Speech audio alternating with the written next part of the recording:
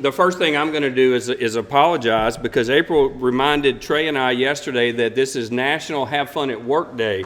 And I said, National Have Fun at Work Day, and you're going to stick a lawyer up there to speak first, and then I'm going to hand it over to a CPA, and they're going to be bored to death by the time we're done. But I said, thankfully, we got Big Mike to bring some spice in the middle of us. So we all became well versed on what a global pandemic really is. And I'll tell you, for me, at least as regards our chamber, that moment of reckoning when this became real for me, it happened on March 12th. I remember because I was driving to Jasper, Alabama to watch my middle daughter, who plays college softball, in one of their early season softball tournaments. And if you don't know where Jasper, Alabama is, it's about an hour north of Tuscaloosa. And as my family, my wife, and my kids can attest, if I'm ever in or around enemy territory, I first stop in that place decked out in my LSU gear, and I stop and get gas or get something to eat. So I did that in Tuscaloosa, even though I wasn't hungry and I didn't need gas. But when I got back in the car, I put my Spring Hill softball cap on, and I took that hour trek through the mountains. And the reason this stands out so vividly is because that entire trip I was on the phone with April, and eventually that conference call was our entire executive committee for the chamber. And we were trying to determine what we were going to do as a chamber as events around us were unfolding in real time, as right before our eyes. But we were getting this information almost in real time, because often we would have them present to us either moments before or moments after they were on the floor voting and arguing about these relief packages. And I believe it may have been Shannon's. One of our board members mentioned that, I think it was Kennedy, right? She was at home maybe at 8:30 in the morning watching a national broadcast, and the guest speaker was John Kennedy, our senator. At 9 o'clock that same morning, he was presenting to us, to our chamber, through a webinar. So that shows you how interactive and involved he goes from Fox News to speaking to our chamber. Another thing that I was proud of that we did was we created a back-to-work task force. That task force began meeting when talk and signs of us being able to reopen started to happen. And we met through Zoom, and we had weekly, sometimes more than once a week meetings. And I'm going to talk a little more about that group in a minute, but we were able to create some brochures and detailed booklets helping employers bring their employees back, but also safely welcome their customers and clients back. Our golf tournament was a tremendous success. I see many of you that were there, and April takes credit for ordering the Chamber of Commerce weather that day as well. We did hold our political forum, and we had several candidates, some of which are here today, that were able to talk about their platform, tell us a little bit about themselves, and that was a success, as was the Live to Lead presentation and the Women's Leadership event. And those are just a few of the examples. There were many other things that we did, but those are a few of the examples of how our board, and more importantly our chamber, was able to adjust and adapt to the new realities. So I want to express first my thanks to the chamber staff, April and Christine, and we also have Lauren now, but they were working tirelessly behind the scenes, but also to our board. And our board was managing their business through these uncertain times, all the while helping us adjust and adapt. I want to thank my family and my law firm as well, my firm for allowing me to serve, my family for putting up with me when I'm running around, juggling all the balls, trying to keep them in the air from hitting me. My wife, Lauren, my daughter, Christian, and my son, Trevor, are here today. My middle daughter, Elise, is hopefully in class in Mobile. So I want to close with something that struck me during our Live to Lead presentation that we hosted at Movie Tavern in the fall. And I'm not sure if it was John Maxwell himself or if it was one of the presenters, but they were reflecting on 2020, and they were reflecting on how 2020 most certainly did not go as anyone planned or expected it to go. But the emphasis was for us not to miss out on the adventures or the opportunities while we're on this detour. Take the detour tour, they said. And I strongly agree with that. So as we all continue to adjust and adapt in our business and our personal lives, make sure that we take time to enjoy and relish our time on the detour tour. Thank you very much. I'm next going to present the Chairman's Award. So April tells me that the board chair each year has the opportunity to honor somebody that either a business or an individual within the chamber that made a huge impact on our community and on the chamber. You just heard me talk a lot about what I like to take most from 2020 is the resilience of our chamber as a whole, but more importantly, all the businesses and their ability to adjust and adapt. So when I was asked to consider the Chairman's Award, I immediately started to focus on who was best able to help us as a group adjust and adapt. And instead of singling out one person, what I thought was appropriate is to recognize our entire Back to Work task force with this Chairman's Award. And I mentioned earlier that this task force, once we formed it, we met with April and Christine and I through Zoom weekly and sometimes more often to create that Back to Work business guide that was packed with information for businesses, not only to help them, from the financial side, but also with respect to what are they allowed to do with the numbers of people in their business and the protocols that were being imposed on us both federal and locally. So I'd like to recognize those members, and if you're here, I'm going to call out the names. If you're here, please stand and remain standing so that we can recognize each of you. Jeremy Adele, Chad Bacchus, John Blunt, Shelby Andrews, Sybil Cotton, Lawson Covington, Chad Foster, John Holmes, James Moak, Ben Morse, Big Mike O'Neill, Trey Sanders, Regina Scott, Casey Stewart, and Kurt Williams. So I'd like to award my Chairman's Award to the members of this group, and I would like all of you to give them a big round of applause. Thank you, Judge. And before I hand it over to Trey, I'm going to have the official passing of the gavel. Thank you.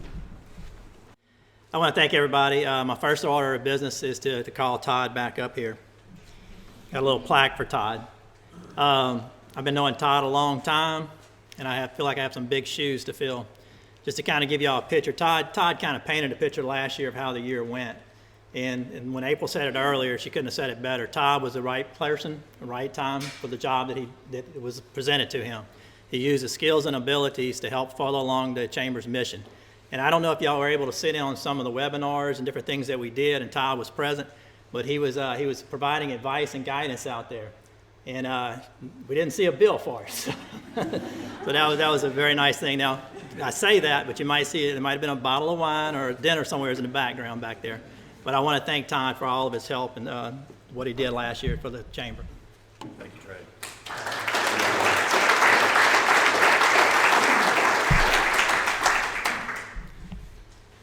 Start off just kind of introducing myself. For those of you that do not know me, I am Trey Sanders. I'm a local CPA accountant that works for Hannes T. Bourgeois.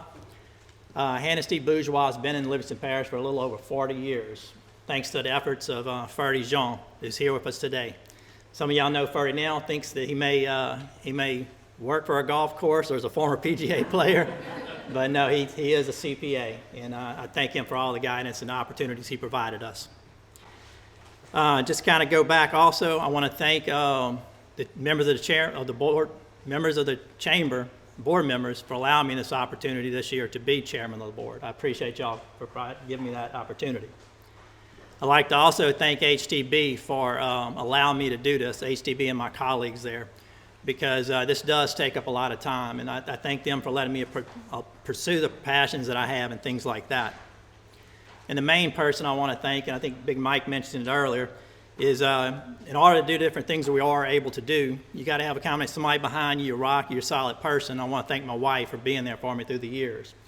I do all kind of different things, get involved in stuff and this and that. She's always been back there supporting me, and that's very important to have somebody supporting you. She's back there helping raising the kids, managing the household. And about 10 years ago when we were building the house, she was a general contractor on my house. And can I tell you, it impresses me every day. So I am very thankful for her. So thank you, Christy.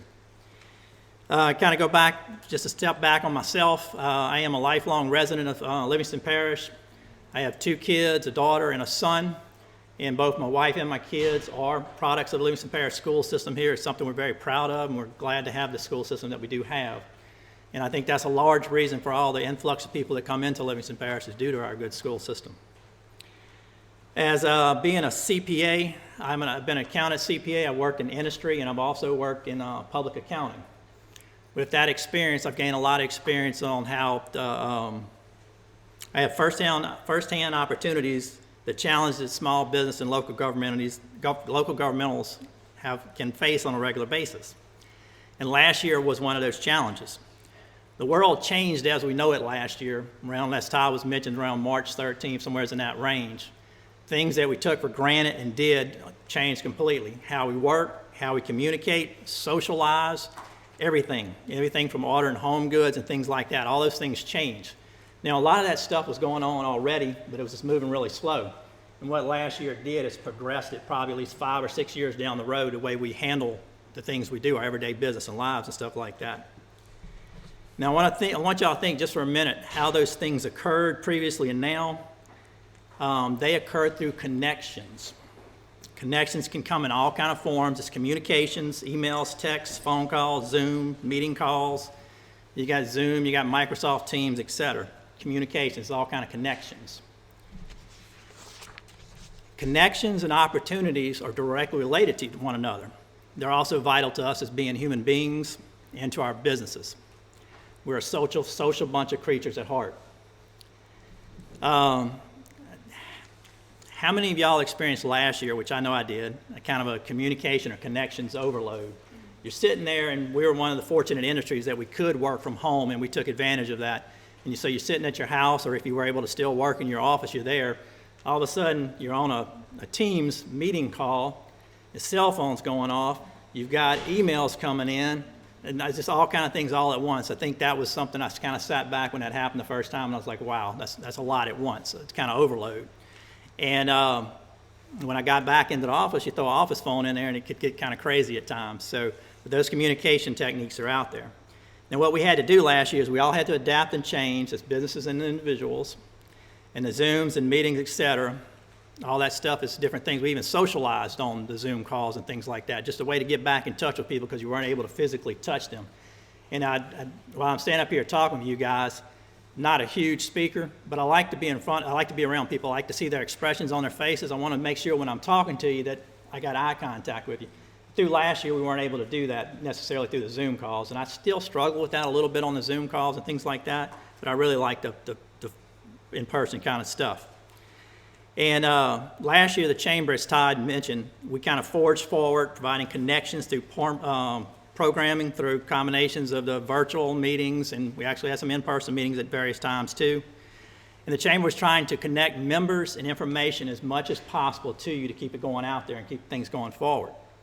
Moving into 2021, those connections and opportunities will continue. We're going to have some in-person events, and we're also going to have some virtual events. It's going to continue in that format. But again, some businesses and individuals still are not comfortable with getting in the in-person format, so there will be the virtual format will also still be an option. And we'll keep in mind with all kind of restrictions, whatever's in place, we'll try to keep that stuff going forward.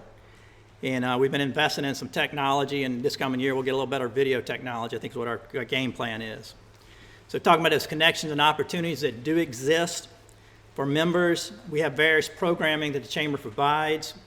Various programming involves, I mentioned earlier, the women's leadership event we had. And when we had our golf tournament, we're going to have another golf tournament this year. It's already on the calendar. It's late in October. And there's also the Leadership of Livingston program, different opportunities for connections. You can also participate in committees and chair committees and councils and things like that. You got the Young Professionals Council. You also have the Education Committee and the Governmental Affairs. And as Todd mentioned earlier, we created that Back to Work Task Force last year. And Back to Work Task Force, like Todd was mentioned, the main purpose was letting people get together and talk about the issues that they were having. A lot of times it's just a good opportunity. When you sit there and you talk and you realize other people are having the same issues that you have, those connections really help you kind of work through those things. Maybe somebody's done something that you haven't done and it worked, and they let those things come about. And as we mentioned earlier, Big Mike was part of that, and I listened to some of the challenges that he had with his business and his industry. Talking about the Governmental Affairs Committee just for a few moments, the Governmental Affairs Committee tries to stay on top of upcoming legislation, elections affecting businesses in our communities, working to build a collaborative connection between small business and state and local governmental officials. You're going to see over the next couple of months that we have a couple events coming up. I think one in about 2 months. What I'll call them is kind of like roundtables. We're trying to make events for state and local officials to connect with local businesses. And you have an opportunity there to make a connection and talk with someone. Those connections are vital to business and our community. In my line of work, I have a unique opportunity to work with local officials, and I get to see their dedication and passion on a regular basis. And I also get to see how they're able to do things with the resources that they have available to them. Not everybody has that. Well, here we're going to give businesses an opportunity to get together with our local officials and let's talk and see how things are going. The Chamber's 2021 year may start off a little slow, but our calendar is full of opportunities for connections. On occasions, we may have to adapt or change, but that's just the world we are in right now. We have to today and tomorrow may change drastically, and we all learned that last year. Just be adaptive. So on a lighter side, I just want to kind of, as I'm closing up, I just want to kind of give you all a little information or a little note on a story on a connection. I don't know how many of y'all out there in the audience have Alexas at home or Googles or things like that, but we have the Alexa system at the house. And the last year, my wife and I were sitting there, and we're walking out, Chris and I were walking out on the back porch. We're sitting there and at your house, you're playing on your phone, walking out on the back porch, and got a phone in her hand, and she's sitting there and she's like, I don't think I have an internet connection. And she goes, Trey, is the internet connected? So I kind of did what I normally do. I stick my head back in the house, and I looked over, and I said, Alexa. I said, are you online? And she said, nah, I'm happily single, though. Thanks for asking. And I stopped. I said, well, what? And I told Christy, and Christy laughed. And so I asked her again. I said, Alexa, are you online? And she said, I am connected to the internet. So those smart devices, I don't know if y'all have ever recognized that. Every once in a while, they give you their opinion. So you got to be careful. And I don't know. It was quite surprising. They also know your voice, too. I'm kind of closing for me. One last note, and I heard maybe Todd or April say this earlier. There used to be a local sports guy talk. He was on the radio. And every day he would talk, or not every day, every once in a while he's talking along, he's looking outside or whatever. And he said, man, it's a beautiful day out there. He said, it's a Chamber of Commerce day. And so I used to hear that when he was talking, and I took that to heart. And to me, a Chamber of Commerce day is kind of like we're having today. It's beautiful, sunshiny outside. It's a positive attitude and knowing that we can overcome things. So I want to leave y'all today with, I want y'all to have a Chamber of Commerce day. And thank y'all for everything, for coming today, and et cetera.